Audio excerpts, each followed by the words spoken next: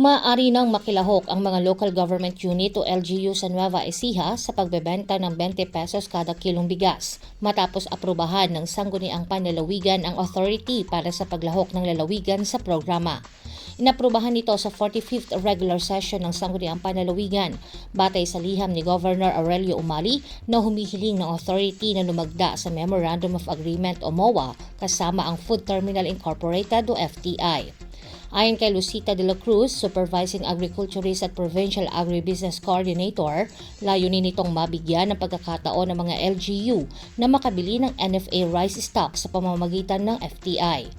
Sa ilalim ng programa, maaring makilahok ang mga LGU at Kadiwa Centers bilang mga lehitimong tagapagbenta ng 20 pesos per kilong bigas para sa mga kwalipikadong benepisyaryo.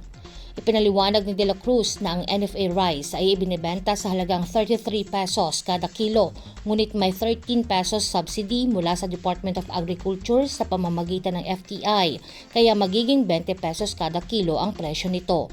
Kabilang sa maaaring makinabang ang vulnerable sector gaya ng senior citizens, persons with disabilities, low-income individuals at drivers alinsunod sa guidelines ng programa.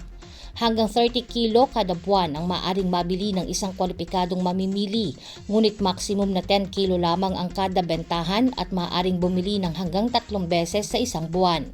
Magiging counterpart ng mga LGU ang logistics, manpower, repacking at distribution ng bigas habang gagamitin ng monitoring system upang matiyak na hindi lalampas sa itinakdang buwan ng limitasyon ang bawat benepisyaryo.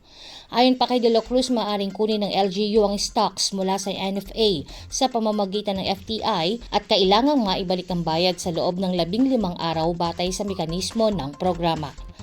Jovelyn Astrero para sa Balitang Unang Sigaw.